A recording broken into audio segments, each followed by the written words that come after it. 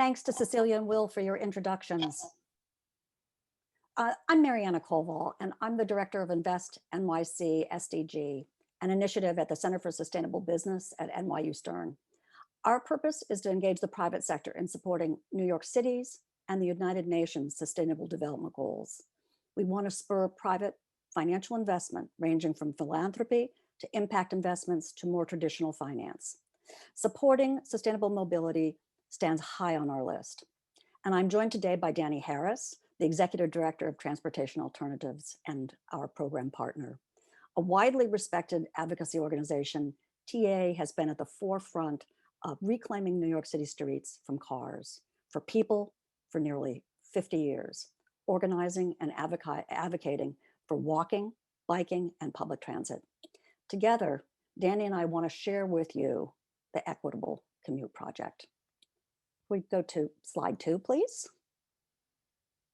So here's an overview of this 2-year pilot and its impact.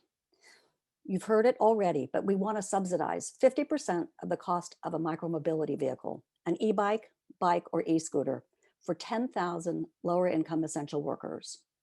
The impact will be measurable: reduced commute times, reduced greenhouse gas emissions, new green jobs, spurring critical city, state, and federal policy to for credit purchase incentives and infrastructure construction. But let me tell you about the genesis of the project. Last July, I had a call with the World Business Council for Sustainable Development. We were discussing the idea of extending a pilot that had begun in Lisbon, Portugal. The goal was to enlist corporations in New York City to commit to sustainable transportation measures. But remember, it was July 2020, in the midst of a continuing global pandemic, but also in the midst of a long-needed American reawakening with renewed, insistent calls for racial justice following George Floyd's murder. We talked, and I wanted to think about it. And later that afternoon, by a coincidence, I had a call with Melinda Hanson from Electric Avenue, now another program partner. And we were scheduled to talk about sustainable transportation generally. So we talked, what's the place of sustainability in this moment, and how can it be advanced? The UN SDGs anchored and framed our thinking. What could we do in New York City? Who should be the focus? Where should we begin? And how can we catalyze long-term change? As we talked, we realized that New York City had an incredible opportunity in the face of these crises. Next slide. COVID-19 had laid bare transportation inequities, particularly for lower income and essential workers. The pandemic made a transportation crisis a 5-alarm fire. Next slide. So cars, whether they're personal vehicles, rideshare, Uber, Lyft, car share, or car services, are not the sustainable answer for anyone in New York City. Everyone talks about Carmageddon, and cars aren't readily accessible for lower income New Yorkers. Next slide. So we studied, we analyzed the data and considered the need. We learned that New York City has more than 1 million essential workers, 250,000, nearly 250,000 people are lower income, and most are people of color who live in the so-called outer boroughs. While New York City leads the world as one of the top 10 public transit systems, people want options, and there's a need for mobility that complements public transit for those in transit deserts. Micromobility, e-bikes, e-scooters, bikes, for all ages and fitness levels. We looked around the world, London, Paris, to US cities that have responded to the pandemic with micromobility, Denver, Detroit, and in our own hometown, where City Bike, EDC, and Transportation Alternatives have created bike programs. We know from a recent study of over 100 European cities the critical importance of pop-up supportive bike infrastructure. If you build it, they will bike.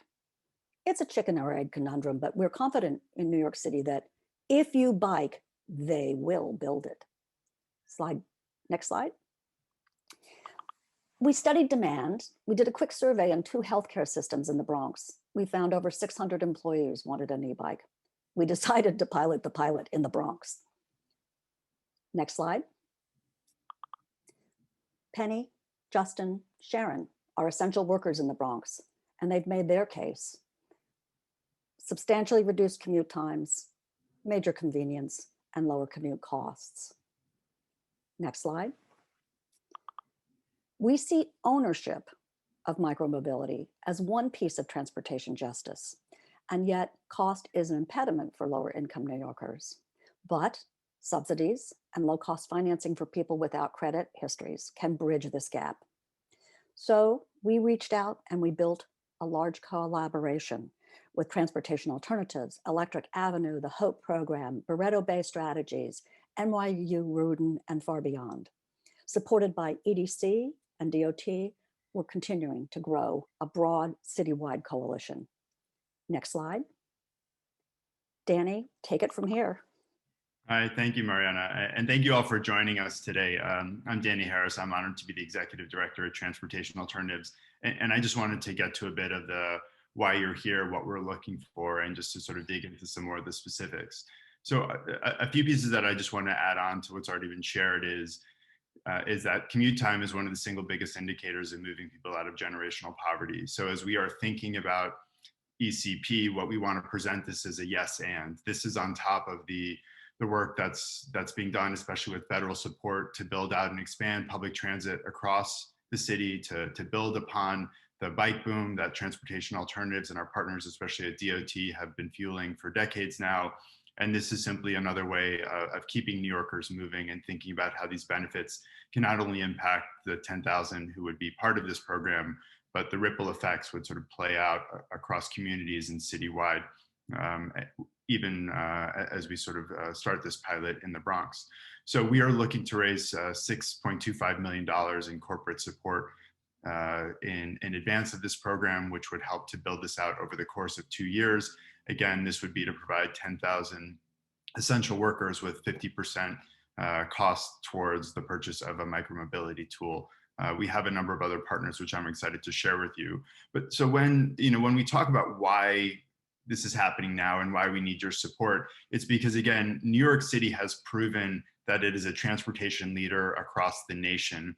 When we look at the projects that have happened from the arrival of City Bike to Vision Zero, this is another way where the city, in partnership with nonprofits in the corporate sector, is creating a new model that puts transportation first. So for whatever issue that you are working on, whether it's on the CSR front or trying to bring back your employees to the office, transportation is no longer a myopic issue that is just for the transit nerds like us who think about this all day. You cannot solve economic recovery, how people will get back to school, how essential workers, especially given that healthcare workers have the longest commute time in New York, without fundamentally addressing the injustices that have played out in transportation and the opportunity to propel it first. So in advancing this project, what we are looking to do is to create a new national model supported by legislation that we hope will advance both at the federal and at the state level that will help to subsidize the purchase of e-products that are not just e-vehicles, but e-micromobility, which are going to be critical for our cities moving forward. And I would just add that if you look now at a place like Copenhagen and Amsterdam, e-bikes are now or soon to be outselling regular bikes. So this is clearly the future, especially in terms of helping to accelerate commutes. In places like Amsterdam, the average commute distance is almost 9 kilometers. So these are all things that are possible when we build out a system that connects more people to opportunity, especially to essential workers. We've thought holistically about a program that is not just, again, about bikes. We're not talking about bikes. We're talking about opportunity. We're talking about addressing racial injustice, climate injustice. We're talking about how our city moves forward. We've thought about how to address the 50% of the cost that we cannot provide by going to Spring Bank and looking for opportunities of providing low interest loans to underbanked or those who may not have or have challenging credit histories. We're working with SwiftMile to build out the infrastructure about where these devices can be charged. We're building a workforce development program with the HOPE program, specifically to address the maintenance and operations of these vehicles, and then working with local partners like UNI on secure parking, recognizing that these are going to be expensive devices. They need to be stored in a place that are accessible and that are safe for individuals, especially given that this would be a very significant investment. Transportation Alternatives is honored and humbled to have worked across neighborhoods now for almost 50 years, especially in the Bronx. We would be on the forefront of community engagement, helping to get the bikes out, doing the education, and then just as we've done of ensuring that as the bikes and other micromobility tools are delivered, that we're building out advocacy programs that can deliver protected infrastructure, whether it's on the bridges that will connect or the streets that will move people around. We have a really robust team that we've mentioned. We have NYU Stern Center with Marianna, who's obviously leading the effort on our corporate engagement. We have Melinda from Electric Avenue, who's helping us as a thought leader on micromobility. We were working with the HOPE program again on job training and helping to sort of build this out as a workforce development program. The Rudin Center will be helping us with our research. And then we have obviously Springbank that will help us with the other financing. Pareto-based strategies is going to help us with our launch in the Bronx. When we think about what the hopeful benefit is to you, we think that there are no shortage of them. When we look about even the partnership of City Bike and Bike Share, we see this as an opportunity not just for CSR and for branding, but also to help to set sort of a new trend of what New York can do and how the corporate partners can give back to New Yorkers, especially those who've been on the front lines of this pandemic, and will help us to move forward.